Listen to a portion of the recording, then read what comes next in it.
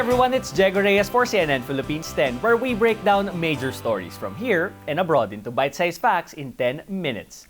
Now that it's getting colder and rainy, the health department is urging Filipinos to take precautions amid the rise in cases of flu-like illnesses this amihan season. The numbers are up 26% in the first 2 weeks of September compared to the last 2 weeks of August. Flu-like illnesses include fever, cough, and colds. The increase is even higher at 45% for the entire year compared to last year. Health Secretary Ted Herbosa reveals that because of this, some schools are switching to online learning for the meantime. It's really the time during the rainy season where respiratory illness increases kasi nga sarado ang bintana, we're in enclosed spaces, and people can really get infected. Herbosa says this has been the trend since 2009. The number is just higher this year as they intensified their surveillance systems. He's advising the public to take the flu vaccine, which is also free at the DOH. It's also better to stay at home, he adds, if you're a senior citizen or have comorbidities, especially if your purpose of going out isn't really that urgent. Things we learned during COVID, pa-practice lang natin. Wear a mask also. The other way is masking again if you have cough, colds, or respiratory illness.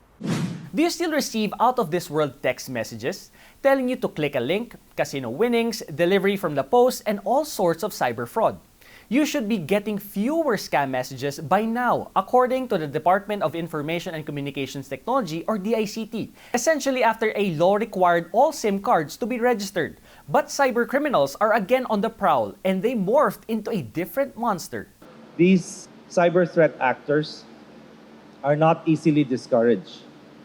And since we have plugged the hole on the SIM cards, they have moved to a different platform. Technically, hindi siya SIM card based. App siya. App-based scams are on the rise, the DICT says. One is lending apps, which are powered by digital wallets, and unlike the brick-and-mortar and digital banks, they are not registered with the Bangko Sentral. Using these lending apps, the scammers bombard borrowers with threats. The DICT says it will convene a meeting with fintech companies to disable auto-renewal and auto-debit functions for e-wallets.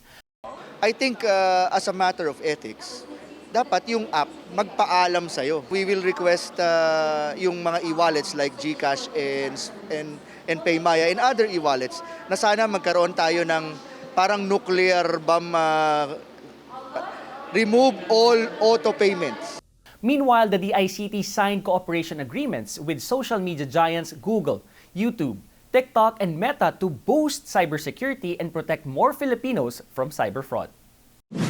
Christmas is fast approaching and Metro Manila roads are becoming busier. The Metro Manila Development Authority or MMDA projects that 20% more vehicles will be plying major thoroughfares during the Christmas season. Ito naman po ay taon na natin ginagawa na meron po tayong mga measures para po at least maibisan yung traffic, mabawasan po ang sasakyan sa ating mga lansangan at masiguro po na mamamanage natin well yung traffic para po hindi po maging parking lot ang ating mga lansangan. Starting November 18 until January 8, the MMDA will deploy traffic enforcers until 12 midnight daily.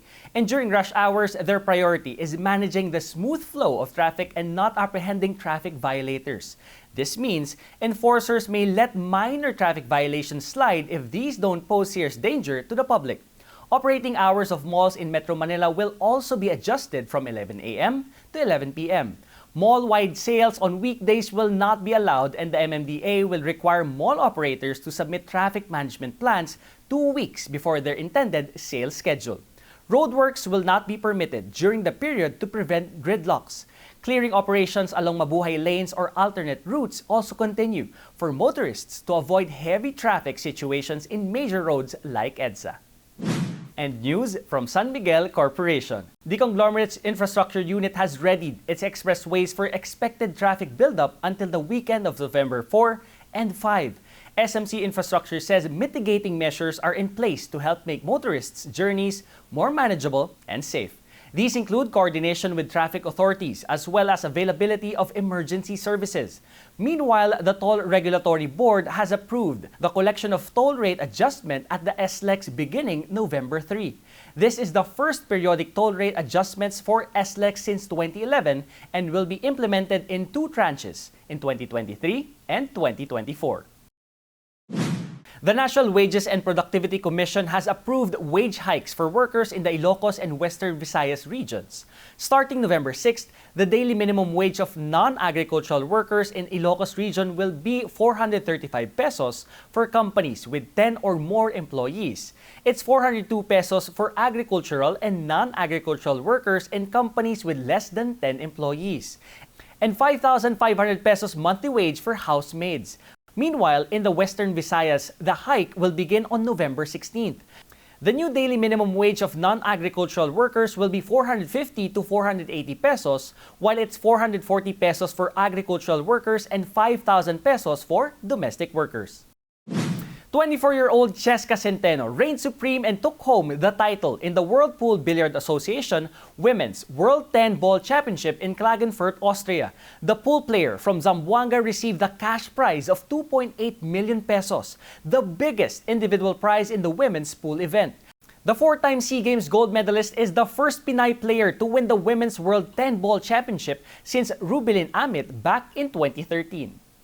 In the world of table tennis, 16-year-old prodigy Keith Rain Cruz topped the U19 girls singles category of the World Table Tennis Youth Contender Puerto Princesa 2023.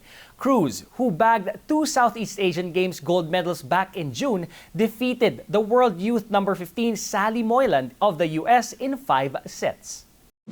The Philippines' Bet Nicole Borromeo finishes 3rd runner-up in Miss International 2023 pageant held in Tokyo, Japan.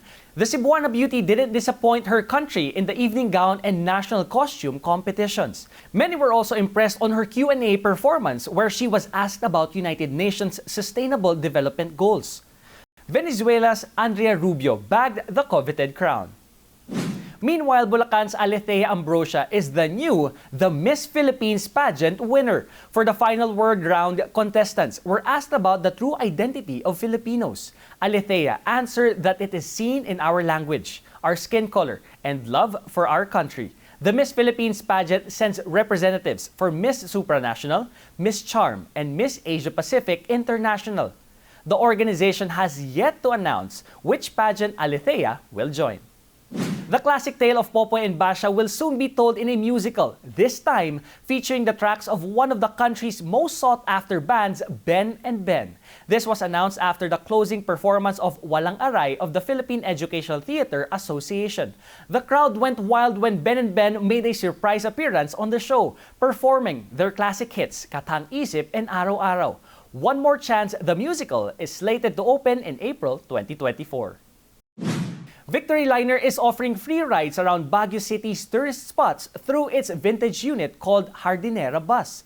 As part of the bus company's 78th anniversary, it's bringing back the Hardinera Bus to pay tribute to its roots and let travelers experience sitting in long wooden chairs while feeling the breeze, since the vehicle has no doors nor windows. The so-called free nostalgia ride will be offered until November 7th before the unit is brought to Dagupan, Pangasinan for exhibit. Victory Liner says the Hardinera bus first traversed the Manila to Olongapo route back in 1945 and was also the company's first vehicle. And now for our 10-second trivia. What is the longest-running story comic in the Philippines? Hiwaga, Kengkoy, Kiko Machine, or Pugad Baboy?